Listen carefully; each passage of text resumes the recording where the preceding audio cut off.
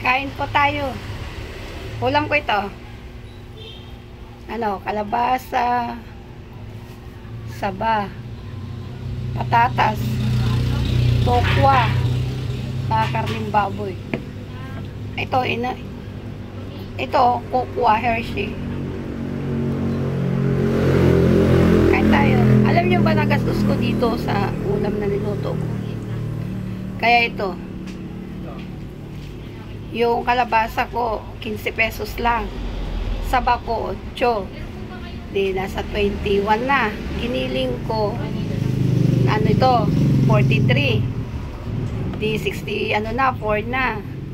Tokwa ko 10, 74. Tapos patatas 10, 84 lang ang nagastos ko. Tapos pisong bawang 85 nagastos ko dito sa niluto ko. Ang dami pa, ang dami.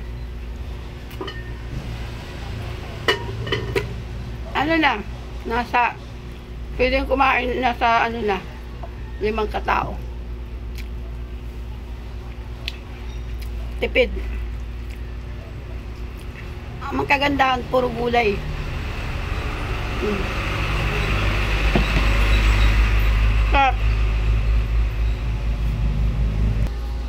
Inisa ko lang yan, mantika.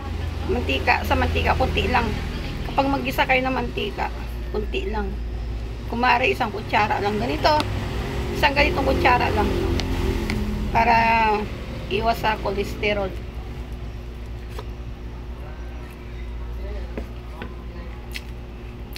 Tapos pinang-alat ko dito, toyo lang. Manamis-tamis kasi may saba. Alam naman natin yung saba, potassium, diba?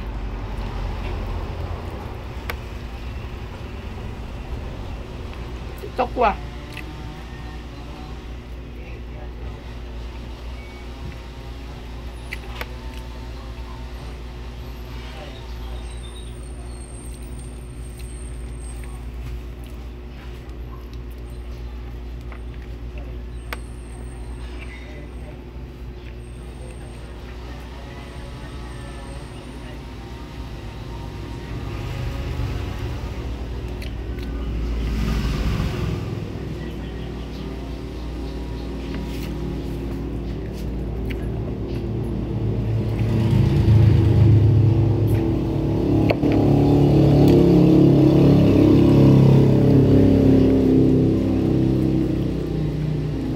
Hindi ko alam kung anong pangalan ng luto nito, basta pinagalo-halo ko dito.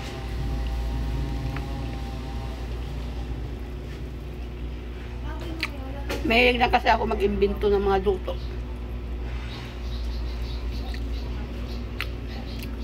Mag-imbento ng luto, pagkatapos nun, hindi ko maalam kung anong pangalan. Kaya alam ko lang kung anong pangalan ng mga gulay na yun.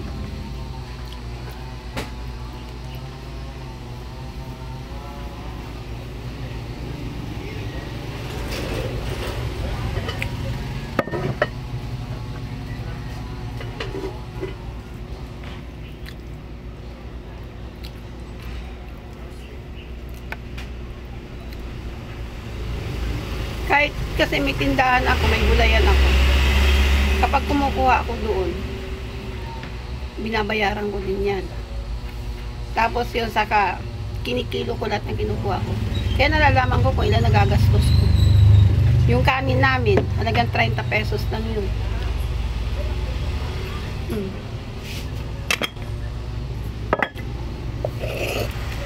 Ito, halagang 30 pesos lang yun, dami. Kasi kailangan jumalsa.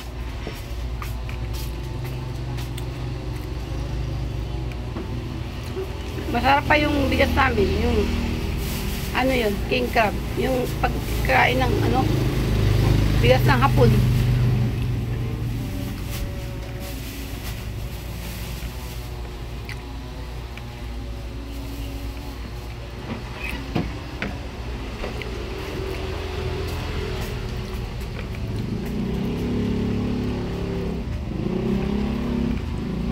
Kagandaan kasi kapag may gulay ka, Madali ka mabusog.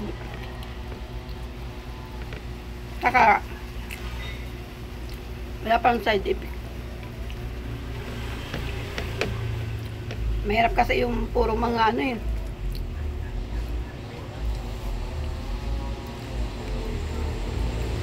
Hindi gaya nito, halo.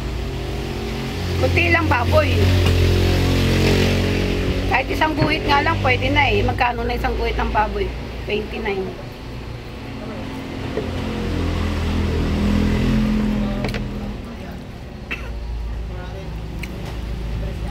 Kaya kapag may gulay ka, mabilis ka mabusog. Kaya, kahit kunti lang yung kanin mo, maraming gulay. Sarap.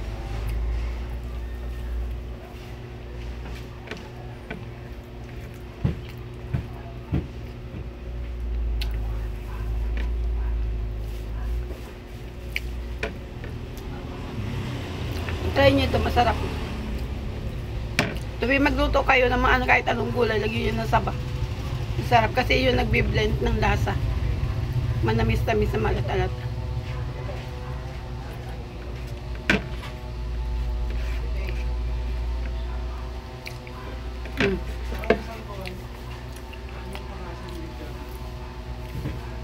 Ubos. Sarap. Bye-bye.